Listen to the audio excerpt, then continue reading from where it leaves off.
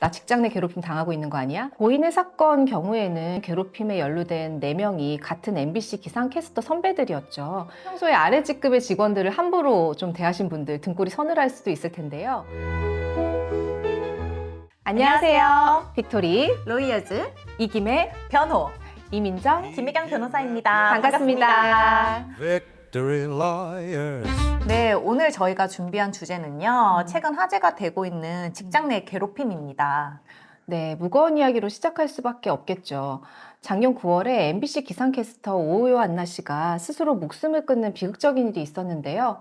고인이 된 지 약 3개월이 지난 2024년 12월에야 부고가 언론에 공개가 됐고 2025년 1월 27일에 직장 내 괴롭힘 피해 호소가 담긴 유서가 발견되면서 그 사망의 비밀이 만천하에 밝혀지게 됐습니다. 네, 그 고인의 휴대전화에서 원고지 17장 분량의 유서가 발견되었다고 하죠. 아직 모든 내용이 공개되지는 않았지만 언론 보도와 유족에 따르면 고인이 직장 내 괴롭힘으로 오랜 기간 동안 고통을 받아왔다고 합니다. 한 사람을 이렇게 극단적인 상황에까지 이르게 만들었던 이제 직장 내 괴롭힘, 그 정확한 개념이 뭐고 형사상 규정된 죄가 있나요?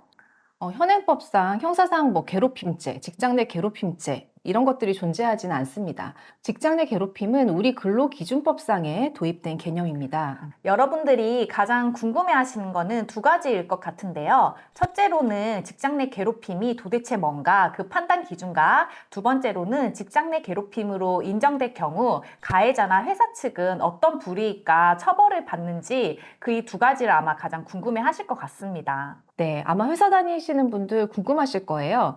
직장 상사로부터 비인간적인 대우를 받고 계신 분들 많을 텐데 나 직장 내 괴롭힘 당하고 있는 거 아니야? 하실 수도 있고요.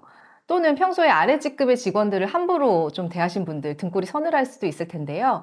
근로기준법상의 직장 내 괴롭힘은 법 규정에 이제 명백히 규정이 되어 있습니다. 그 76조의 2에서 규정을 하고 있는데요. 첫 번째, 사용자 또는 근로자가 직장에서의 지위 또는 관계 등의 우위를 이용해서 두 번째, 업무상 적정 범위를 넘어서 그리고 세 번째, 다른 근로자에게 신체적, 정신적 고통을 주거나 근무 환경을 악화시키는 행위라고 규정을 하고 있습니다. 네, 그러면 이제 첫 번째 조건부터 알아볼 텐데요. 이제 첫 번째 조건은 직장에서의 지위 또는 관계 등의 우위를 이용한다는 건데, 네, 기본적으로 피해자와 가해자가 이제 상하관계에 있는 경우를 의미하겠죠. 그런데 이 상하관계라는 게 반드시 직속 상사가 아니어도 되고요.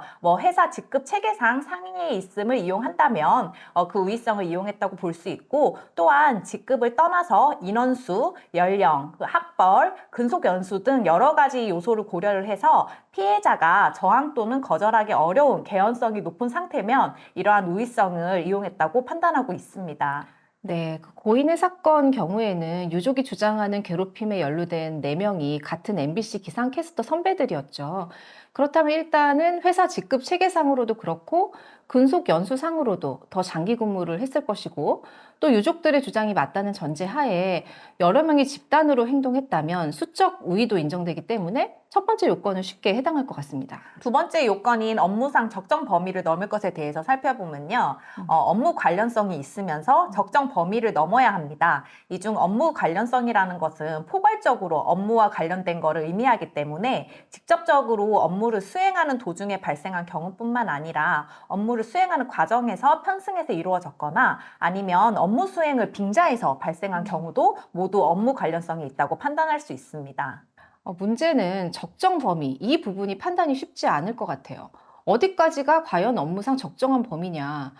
회사 상사가 업무상 지시를 하다 보면 그런 내용이 상사 입장에서는 그냥 지시를 한 건데 당하는 입장에서는 때로 굉장히 고압적으로 느껴질 수도 있고 특히 업무상 상사로부터 실수에 대한 지적을 받거나 주의를 받거나 그러면 누구나 기분이 안 좋잖아요.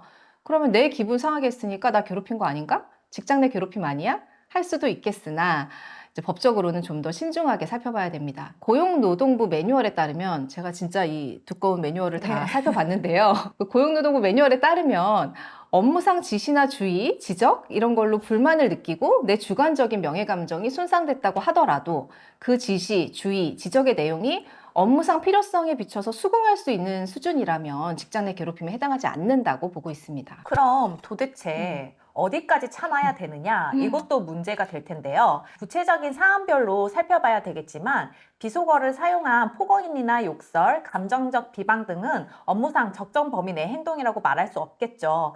특히 집단 따돌림이나 업무 수행 과정에서 의도적으로 무시하고 배제하는 행위도 직장 내 괴롭힘이 될 수 있습니다. 그럼 이건 어떨까요? 업무를 과도하게 부여하는 행위. 이거 직장 내 괴롭힘일까요?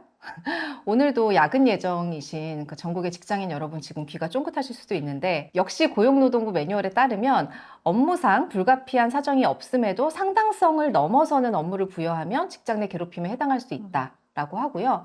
반대로 합리적인 이유 없이 일을 거의 주지 않거나 허드렛 일을 시키는 경우, 또 업무와 관련된 중요한 정보, 의사결정 과정에서 배제하거나 무시하는 이런 행위도 지속 반복된다면 괴롭힘이 될 수 있다고 합니다. 심지어 합리적인 이유 없이 특정인에 대해서만 뭐 휴가 사용 같은 복리후생을 제공하지 않는 행위, 이런 사례도 있었는데 이건 뭐 직장인들이 가장 분노할 만한 포인트 아닐까요? 네. 직장인의 삶의 이유인데요, 휴가는. 네, 이런 건 당연히 직장 내 괴롭힘 될 수 있습니다. 네, 마지막으로 직장 내 괴롭힘이 되려면 신체적, 정신적 고통을 주거나 근무 환경을 악화시키는 행위여야 하는데요. 행위자의 의도를 불문하고 그 행위로 인해서 상대방이 신체적, 정신적 고통을 받았거나 근무 환경이 악화되었다면 인정됩니다. 이때 근무 환경을 악화시키는 행위라는 것은 그 행위로 인해 피해자가 능력을 발휘하는데 간과할 수 없을 정도의 지장이 발생하는 것을 의미하는데요. 구체적으로는 그 행위가 이례적 또는 단기적인 것인지 또는 계속적인 것인지 여부 등의 구체적 사정을 참작해 종합적으로 판단할 수밖에 없습니다. 네, 그렇다면 만약 직장 내 괴롭힘으로 인정이 됐다. 그러면 가해자들은 어떻게 될까요? 직장 내 괴롭힘 자체를 처벌하는 형사상 죄는 없다고 말씀드렸죠. 그래서 직장 내 괴롭힘이 인정된다고 바로 뭐 벌금, 징역 이런 형사상 처벌을 받지는 않습니다.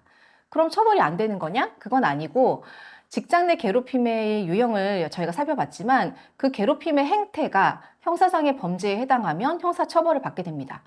만약 가해자가 피해자에게 폭행 상해를 했다. 그러면 형사상 폭행 상해죄에 해당할 것이고요. 공공연한 장소에서 심하게 면박을 주고 뭐 욕설, 폭언을 한 경우라면 모욕죄, 명예훼손죄에 해당할 여지도 있겠죠. 경우에 따라서는 협박죄, 업무방해죄 이런 것들도 해당될 수 있을 겁니다.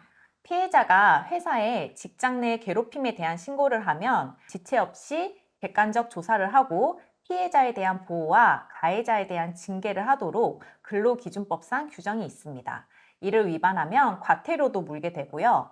만약에 신고한 피해자에게 해고나 불리한 처우를 할 경우에는 3년 이하의 징역 또는 3천만 원 이하의 벌금에 처해질 수도 있습니다. 형사상 처벌 여부와는 별개로 직장 내 괴롭힘 신고가 들어가면 신속하게 조사 절차가 이루어지고 그에 따른 징계가 되어야 됩니다. 지금 MBC가 여론의 비판을 받고 있는 것도 이 부분 때문입니다. 또 형사처벌이나 사내 징계와는 별도로 직장 내 괴롭힘이 인정되면 민사상 불법행위도 성립하기 때문에 손해배상 책임도 지게 됩니다. 고인의 유족 측에서도 서울중앙지방법원에 MBC 직원을 상대로 민사상 손해배상을 청구했다라고 밝혔는데요. 직장 내 괴롭힘과 불법행위가 이 사건에서 인정될지 또 그에 상응하는 손해배상의 판단이 내려질지 지켜봐야 되겠습니다. 직장 내 괴롭힘이라는 개념이 근로기준법에 도입된 건 2019년도입니다. 그런데 사실 이번 사건을 통해서야 비로소 이런 게 있었구나 라고 명확히 아신 분들도 많을 것 같은데요. 예전에는 뭐 직장 생활이 다 그런 거 아니냐, 사회생활이 뭐 다 그런 거 아니냐 라면서 특별하게 본인이 직장 내 괴롭힘을 당하고 있다고 하더라도 문제의식을 가지지 못하셨을 수도 있지만 이제는 직장 내 괴롭힘에 대해서 인식을 하시게 되면 곧바로 저희에게 연락 주시기 바랍니다. 네, 하지만 늘 이렇게 큰 사고가 일어나고 비극이 생겨난 이후에나 대책을 마련하기보다는 예방이 또 우선되어야 할 것 같습니다. 정부와 국회에서도 이 사건에 대한 철저한 진상규명과 재발 방지책 마련이 필요하다는 데 의견을 모았고 프리랜서 근로자 등에 대한 직장 내 괴롭힘을 방지하기 위한 특별법도 추진한다고 하네요. 네, 저희도 고인의 명복을 빌면서 추후 진상규명과 사건의 진행을 관심 있게 지켜보도록 하겠습니다. 네. 지금까지 이김의 변호였습니다. 여러분 또 만나요.